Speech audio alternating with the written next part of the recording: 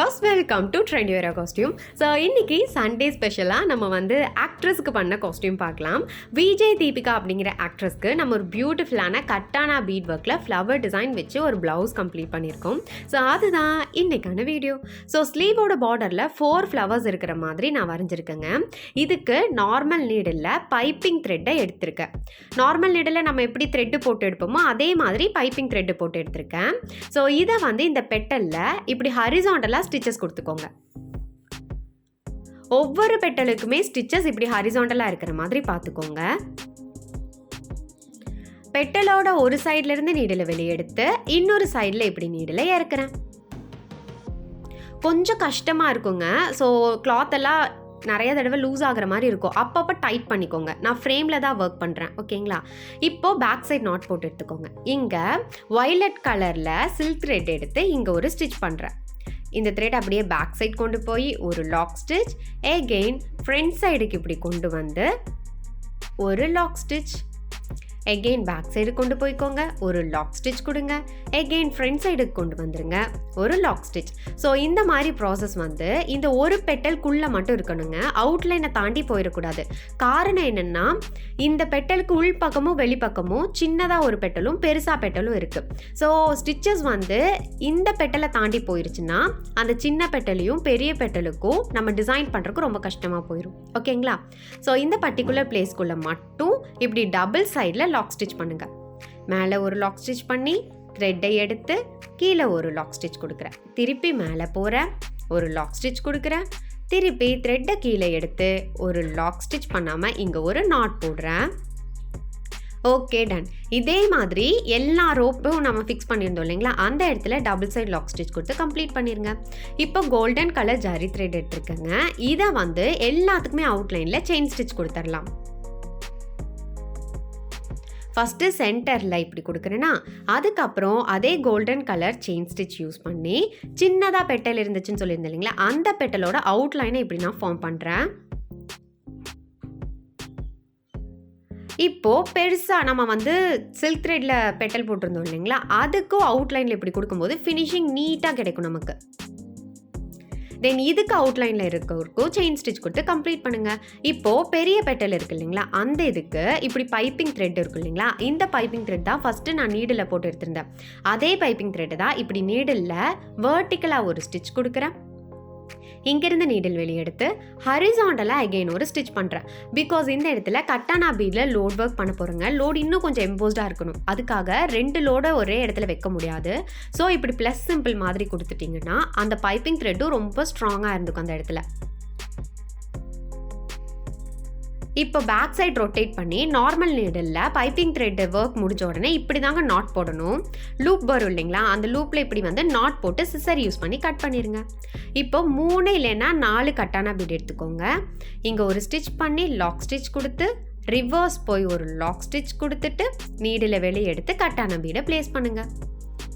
நீங்கள் வரைஞ்சிருக்கிற பெட்டலுக்கு எந்த அளவுக்கு கட்டானா பீட் தேவைப்படுதோ அந்த அளவுக்கு எடுத்துக்கணும், ஓகேங்களா? இப்போ நம்ம வரைஞ்சதுக்கு 3 கட்டானா பீட் லோடு கரெக்டாக வச்சா சரியாக இருக்கும். நீங்கள் கொஞ்சம் பெருசாக பண்ணியிருந்தீங்கன்னா 4 இல்லை 5 வைங்க. இல்லை ரொம்ப சின்னதாக பண்ணியிருந்தீங்கன்னா 2 தான் வைக்கிற மாதிரி வரும். ஸோ இந்த இடத்துல நான் இப்படி ஸ்டிச்சஸ் கொடுக்குறேன். இப்படி ரிவர்ஸ் போகிறேன், ஒரு லாக் ஸ்டிச் கொடுக்குறேன், கட்டானா பீடை ப்ளேஸ் பண்ணிவிட்டு ஒரு லாக் ஸ்டிச், ஓகேங்களா? இதே மாதிரி ஒவ்வொரு பெட்டலுக்கும் தனித்தனியாக கட்டானா பீடில் லோடு முடிச்சுருங்க. முடிக்கிறதுக்கப்புறம் இங்கே நாட் போட்டு இப்படி எண்ட் கொடுத்துருங்க. தென் லீஃப் இருக்குது இல்லைங்களா, லீஃபோட ஸ்டெம் மாதிரி இருக்குல்ல, அந்த இடத்துக்கும் கட்டானா பீடில் தான் நான் கொடுக்குறேன். நம்ம யூஸ்வலாக சுகர் பீட், ஆன்டிக் பீட் வச்செல்லாம் ஒர்க் பண்ணுவோம் இல்லைங்களா, அந்த மாதிரி எந்த ஒர்க்கும் இதில் இருக்காது. ஃபுல் அண்ட் ஃபுல் கட்டானா அண்ட் த்ரெட் ஒர்க் தான். லீஃபுக்கு 3 சுகர் பீட் எடுத்து இப்படி ப்ளேஸ் பண்ணி க்ராஸாக இப்படி வந்து நீடில் கொண்டு போய்க்கோங்க. எகெயின் ஒரு 3 சுகர் பீட் க்ராஸாக போய் ஒரு லாக் ஸ்டிச் கொடுத்து ஒரு 3 சுகர் பீட் ப்ளேஸ் பண்ணி இங்கே நாட் போட்டு எடுத்துருங்க. இதே மாதிரி எல்லா லீஃபுக்கும் கொடுத்து கம்ப்ளீட் பண்ணிடுங்க. தென் அதுக்கப்புறம் செக்குடு பாக்ஸஸ் டாப் போர்ஷனில் கொடுத்துருக்கோங்க. கீழே பார்டருக்கு தான் இந்த 4 ஃப்ளவர், டாப்பில் இருக்கிறதுக்கு எல்லாத்துக்கும் இப்படி செக்குடு பாக்ஸஸ் தான் கொடுத்துருக்கேன். அதனால் அந்த இடத்துலையும் கட்டானா பீட் கொடுத்து கம்ப்ளீட் பண்ணிடலாம். இப்போது கட்டானா பீடுக்கு லீஃப் மாதிரி கொடுத்துருந்தோம் இல்லைங்களா, அந்த இடத்துக்கு எல்லாமே அவுட்லைனில் இப்படி செயின் ஸ்டிச் கொடுத்து கம்ப்ளீட் பண்ணுங்கள்.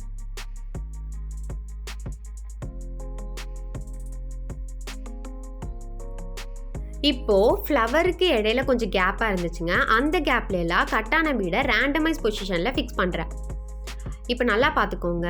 இங்கிருந்து த்ரெட்டை வெளியே எடுத்து இங்கே ஒரு ஸ்டிச், ஒரு ரிவர்ஸ் ஸ்டிச் பண்ணிவிட்டு கட்டான பீடை எடுக்கிறேன், ப்ளேஸ் பண்ணி நாட் போடுறேன். ஓகேங்களா? எதுக்கு நம்ம ரிவர்ஸ் ஸ்டிச் போடுறோன்னா அந்த இடத்துல த்ரெட்டு வந்து லூஸ் ஆகாமல் இன்னும் கொஞ்சம் டைட்டாக இருந்துக்கும். ஓகேங்களா? தென் இப்போது இந்த ஃப்ளவரோட சென்டரில் ஒரு பேர்ல் ஒர்க் இப்படி கொடுத்து கம்ப்ளீட் பண்ணுங்கள். Okay, done. இப்போ நம்ம செக்குடு போர்ஷனுக்கு போகலாம். செக்குடு பாக்ஸஸ் மீட் பண்ணுற இடத்துல இப்படி ஃபெவிக்ரில் ஃபேப்ரிக்கில் அப்ளை பண்ணிக்கோங்க. இந்த இடத்துல கோல்டன் கலர் ஸ்டோன் ஃபிக்ஸ் பண்ணுறேன். இந்த ஸ்டோன் நார்மலாக நம்ம யூஸ் பண்ணுறோம் இல்லைங்களா, அந்த மாதிரி இல்லாமல் இதோட பாட்டம் சைடு ஒரு சில்வர் காம்போவும் டாப் போர்ஷனில் மட்டும் கோல்டாகவும் இருக்குங்க.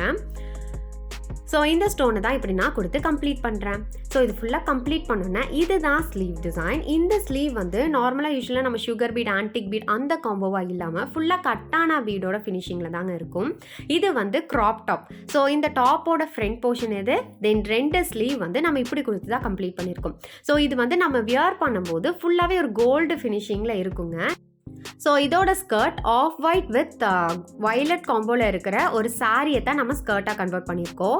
நிறையா ஒர்க் பண்ணியிருக்கோம். பட் ஒர்க் பண்ணது வந்து ஓவர் எம்போஸ்டாக தெரியக்கூடாது அப்படின்னு நினச்சிங்கன்னா கண்டிப்பாக இந்த டிசைன் வந்து ஆப்டாக இருக்குங்க.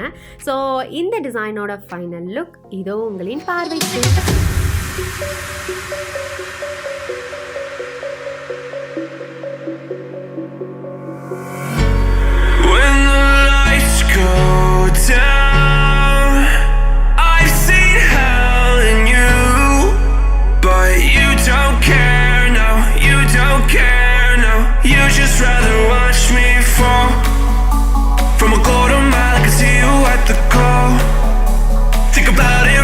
Tell you what I saw.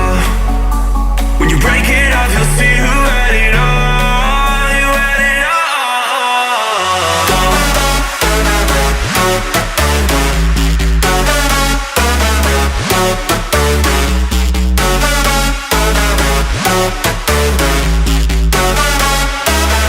So இந்த பர்டிகுலர் டிசைன் கண்டிப்பாக உங்களுக்கு பிடிச்சிருக்குன்னு நினைக்கிறேன். பிடிச்சிருந்தா மறக்காமல் ட்ரை பண்ணி பாருங்கள். நல்லா ஒர்க் பண்ணியிருக்கணும், பட் ஒர்க் பண்ணதே வெளியே தெரியாமல் சட்டிலான ஒரு லுக் தான் இருக்கணும் அப்படின்னு நினச்சிங்கன்னா தாராளமாக இந்த டிசைனை நீங்கள் ட்ரை பண்ணி பார்க்கலாம். அண்ட் நம்ம செலிப்ரிட்டி அண்ட் ஸ்டூடெண்ட்டோட ஒர்க்கை நீங்கள் வந்து ஃபாலோ பண்ணோம் அப்படின்னு நினச்சிங்கன்னா Instagram link description and comment செக்ஷனில் பின் பண்ணியிருக்கேன். மறக்காமல் ஃபாலோ பண்ணுங்கள். நம்ம நெக்ஸ்ட் வீடியோவில் பார்க்கலாம். Until then, this is Rashmi. Bye bye. See you on the next video.